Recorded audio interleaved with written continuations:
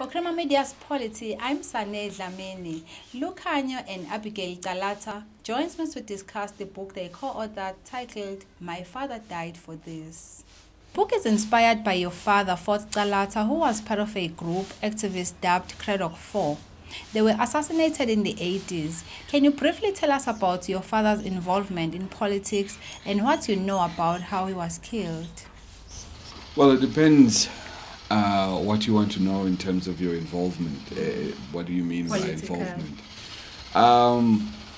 Well, my father was raised by his grandfather, the Reverend James Calata.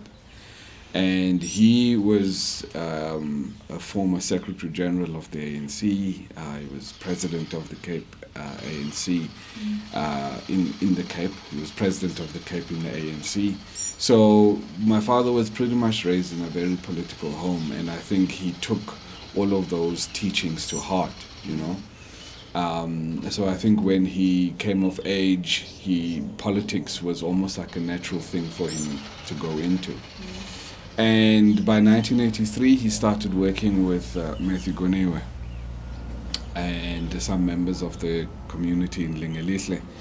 And they then set up an organization called the Cradock Youth Association and the Cradock Residents Associations. And my father was president of the Cradock Youth Association, and he was Treasurer General of the Cradock Residents Association, and those two organizations then, were responsible for leading the people of Cradock, which then, in 1985, resulted in the community of Lingelihle being, in essence, liberated from the grip of the apartheid government. From January 1985 onwards, Lingelihle was a free zone. It was liberated. You know, it was no longer governed by the apartheid government. So that's about as much as I know about his political involvement.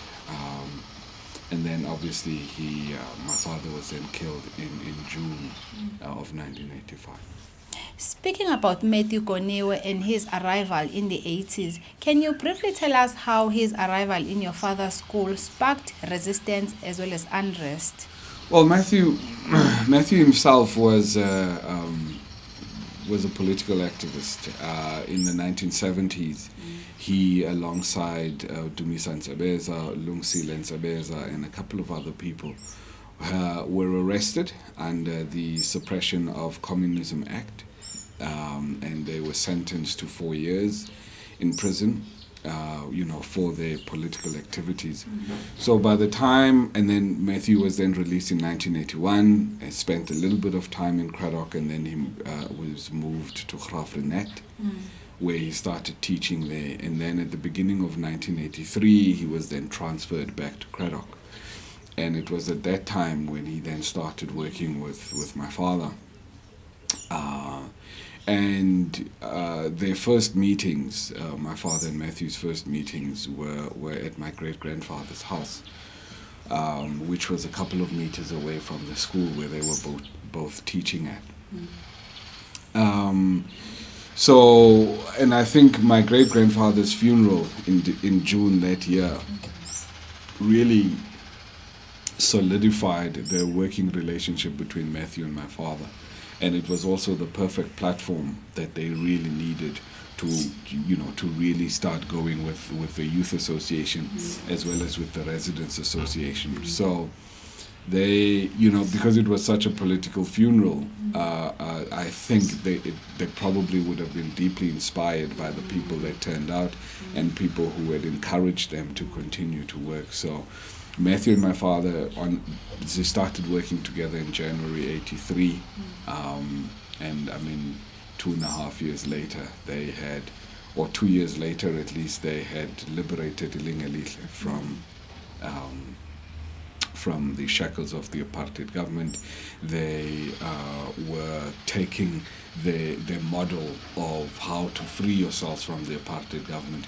They were spreading that message to other towns such as Port Elizabeth, Grahamstown, Adelaide, Bedford, most of the towns around Cradock, they were trying to you set up similar organizations in those other towns. Yeah. Your father died when you were 3 years old in the 80s. What was it like conducting research about your father? You must have felt closer to him. Well, the research, the information that we found that led while we were in the process of writing the book, it managed to really connect me to my father. I didn't know much about him. I don't have any memory of him. So through this information, for the first time ever, I was able to collate everything that I'd heard and everything that I'd seen and everything that I'd read about my father. I was able to collate it and put it almost like in one place, which is the book. Yeah. And obviously I feel like I know him a little bit better now because so the book really helped me connect with my father and connect with the kind of person that I thought he was. Tell us about your mother's reaction when you told her that you were going to write this book. Well, I think the day that we called my mom to tell her that we had been made an offer to write a book, I think she was happy, and she was very encouraging. I think she was of the opinion, obviously, that we should try and write a book that not only honors my father or my family, but a book that will tell the future generations about the role that Ilingelihle had played in the liberation struggle of our country. Because I don't think that my mother saw it just as a book about my father, but I think it was more like a community thing to say that yes, the book will primarily be about my father, but my father didn't work alone, you know what I mean? He worked within a collective, he worked within a community. So I think she was very proud of us, and I hope that we were able to do her justice. You personally worked as a journalist at the SABC, and you were caught up in attempts by the leadership at the time under the COO Hlaudi Motsoeneng. Did it also inspire you to write this book? The experience at the SABC, was,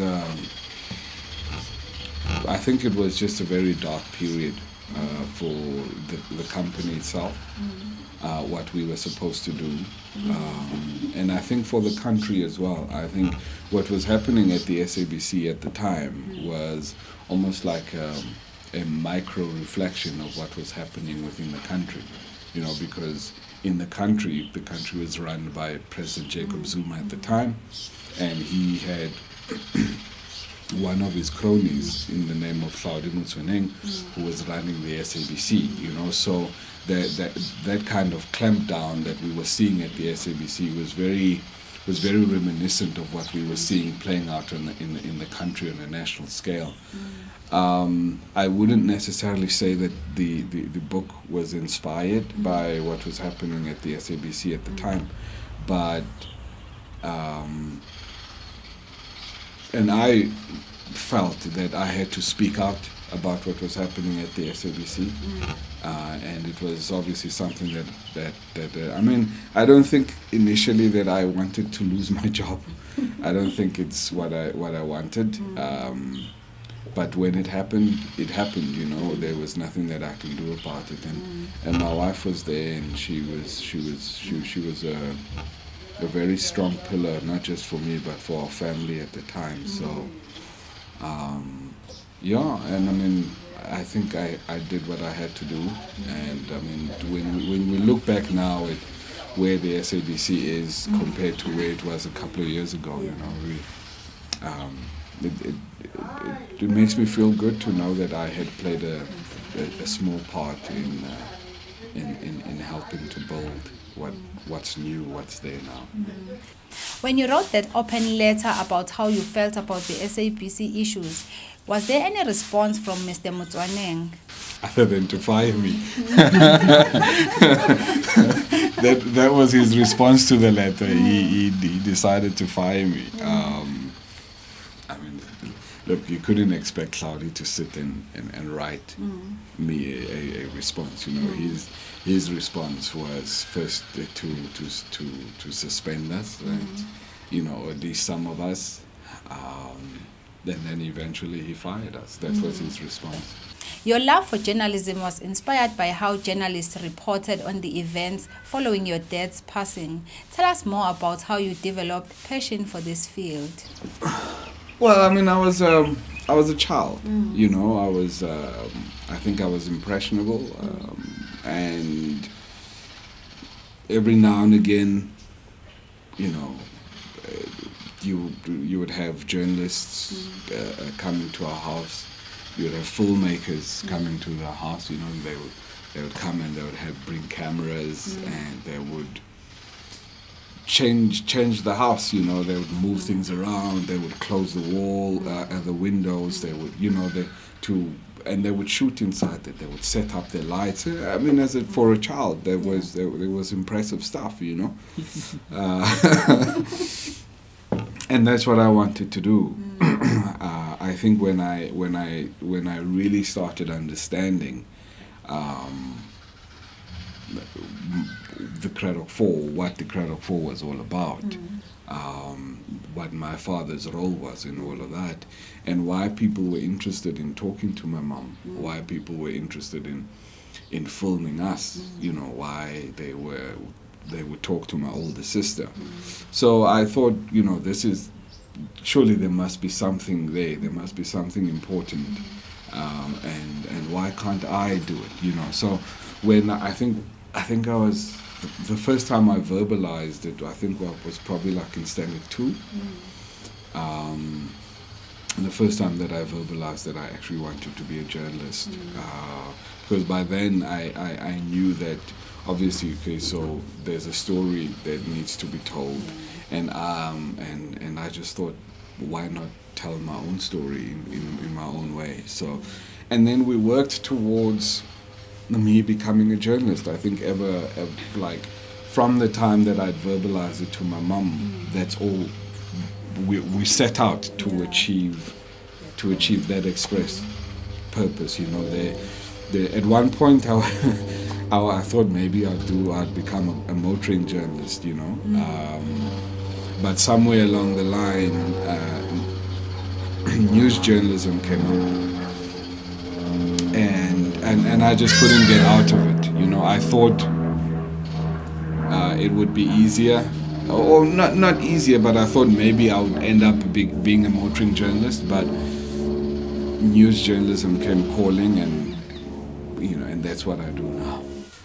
Lastly, what are you hoping the readers will take from reading this book? I hope our readers will take from the book the fact that we live in a democratic South Africa today. It came at a cost, right? That someone like my father, Matthew Koniwe, Sparum Konto and Sitalum Sauli, and many other people, they had died and they gave their lives for us to live in a democratic South Africa, right? So what we need to do is for us to honor those people who had bled and who had died for this country. So, and how do we honor them? We honor them by living the best lives that we possibly can, by working hard to achieve our potential. Because we used to live in a country where we were denied just the pure right to live up to your potential based on the color of your skin, right? So today, because we live in a democratic space, we owe it to those people who died for us to be the best that we can be on their behalf, because they can't be here to live out their lives and to chase their dreams. So for us that are left behind, we need to fulfill our potential in honor of those that have passed. And if people can take that out of the book, I think we would have achieved we would have achieved our purpose. Like your husband, Lukhanyo, you are a journalist. What role did you play in co-authoring this book? So there were certain parts that Lukhanyo was never going to write. The love story, he wasn't going to really get involved. That was a bit too mushy for him. So I had written that part. And then at the beginning of the book, we recount the time, the SABC 8 saga. And then we told it from different perspectives, because from my perspective, and then we swapped over to his perspective, because that's the behind the scenes kind of story that nobody knew. So and it was just, we did the research together. We went on research trips together, and so I helped a lot. Those parts that I didn't necessarily write, I helped to process the information, and in that way help him to write. So yeah, that was my role. Were there any specific challenges in writing this book as a couple? And did you learn new things about your husband and his family while you were writing this book? So there's definitely challenges, because we work very differently. And I mean, there was the extra challenge for me that, as a news writer, you are at pains not to include yourself in the story. You write yourself out of the story completely, and I was required to write myself into the story. After years of training and experience of not being present in the story, I suddenly had to change, and that was really tough for me. I really struggled with it, and I struggled for a long time with it. But when I overcame the hurdle, it flowed easily. I think in terms of the writing, it didn't work out the way that we thought it would work out, but it worked out for the best in the end. We thought, I don't know what we thought at the beginning, how we were going to divide up the writing responsibilities, but he wrote most of it, and it just seemed best that he should, because he flowed with the story from the beginning. And in the actual writing there wasn't problems. We both journalists, we both know that the other can write and respect each other as such. What did you learn about me? What did I learn about you? About me and my family. I learned a lot about it. There was a lot that I didn't know. There was a lot where I'd heard some stories, but I hadn't heard all the stories. For instance, I had a series of interviews with Lukhanyo's mum. So, some of those stories I had heard, but I hadn't heard them from beginning to end. So that was really enlightening. It was really great doing that. And then there were different people. I mean, just getting a different perspective on Fort. I mean, I did not know him at all. I did not even have a sense of him. So as we were doing the research and you get to know the person better, you get to also realize that I developed a sense of loss. Because, which I didn't have before, because I didn't know him, and I couldn't even want to know, there was no way that I could get to know him. He had died so many years before I entered the family. So I learned a lot about the history. I'm glad I learned about the history, because it's a wonderful history. Now both of us are able to pass the history down to our son, Kwezi, and it's just to make our contribution to the South African story. Basically, it's also a real privilege and an honor. What sort of feedback have you received from people who have read the book? The feedback has been overwhelmingly positive. It's quite a thing, because you produce this thing, and you don't know how it will be received. You hope that it will be received well, but people are really, the excitement, the interest. Because I also thought, this is such, this happened so long ago. Would people even remember? And if you go outside of the Eastern Cape, very few people actually know the history of the Cradock Fall. In the Eastern Cape, people know. But once you step out of the Eastern Cape, it's only some, and then, they know it vaguely, like I used to know it beforehand.